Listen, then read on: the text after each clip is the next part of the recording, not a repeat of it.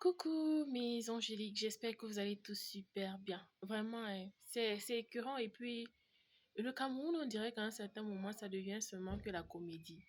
Sincèrement, vous voyez ce monsieur Anissé Ekane, le président, je dirais, c'est le président du Manidem. C'est même écrit là où, apparemment, il est décédé, selon les, les dernières nouvelles. Et c'est ce monsieur qui avait eu le cran, la décence de pouvoir investir le professeur Maurice Kamto lorsque le Conseil constitutionnel avait refusé sa candidature. Donc, en effet, c'est ce monsieur, par le biais de ce monsieur, qu'il a été investi dans le parti de ce monsieur. Bon, il était à la tête. Et après tout ceci, malgré que ça n'a pas fonctionné, ce monsieur s'est retrouvé en prison. Toujours les histoires politiques, un genre. Parce que si tu n'adhères pas à ce que le gouvernement, le régime en place veut, quand ils voient que tu es une menace et que ta menace peut leur effleurer, même un peu, on te met hors d'état de nuire. Donc, ce monsieur a été incarcéré. Et la nouvelle ou la dernière nouvelle, apparemment, il est décédé. Et c'est terrible. On a lancé les villes mortes. Ça concerne certains, ça ne concerne pas d'autres. Quand je vais venir dire ici là que le problème du Cameroun et des Camerounais, c'est la diaspora, on va croire que je blague. Parce que pendant que les familles ne s'indignent pas, c'est parce qu'au fait, ils n'ont pas faim. Le système a fait de sorte que ils ont affamé le peuple. Et puis, en plus de la famine, qu'est-ce qu'ils ont fait? Ils ont installé le climat de peur. D'accord? D'où les Camerounais ont appris à voler de leurs propres ailes. Ils vivent le jour le jour. Ceux qui ont la chance d'avoir les personnes à l'étranger, ce sont eux qui portent toute la famille. Dès que tu voyages, tu n'as plus de vie.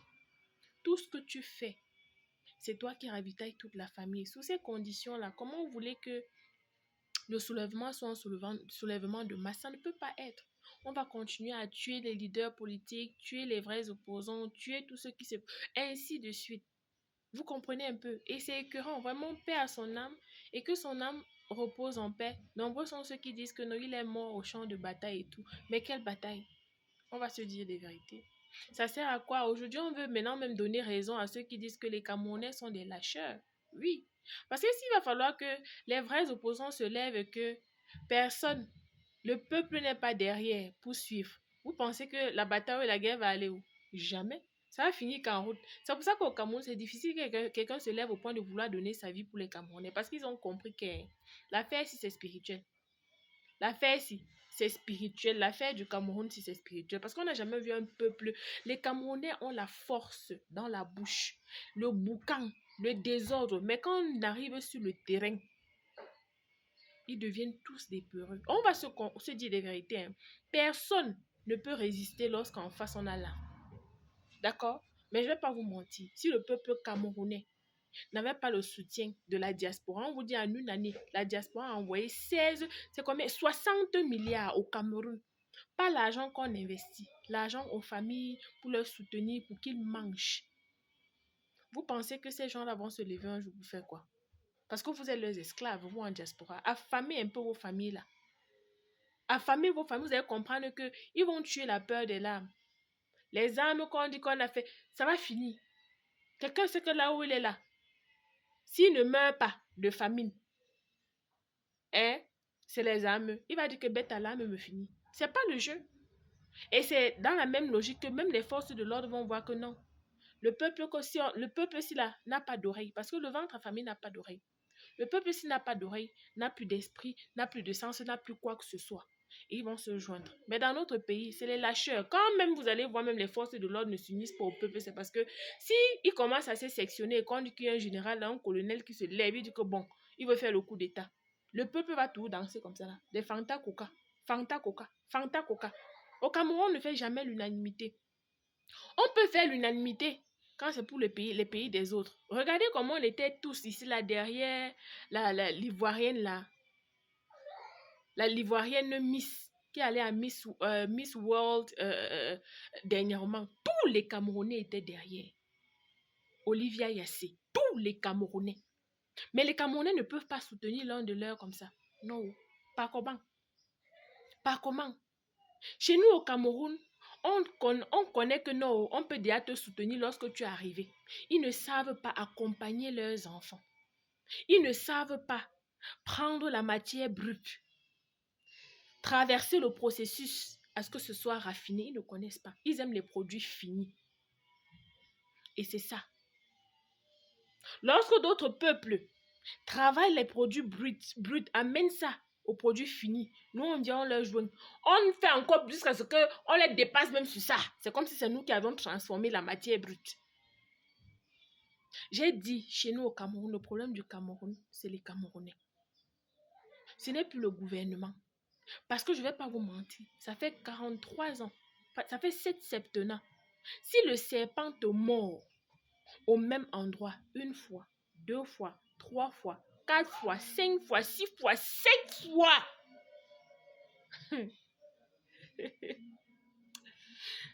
Et tu vas venir dire que c'est le serpent le problème. Ce n'est pas le serpent le problème.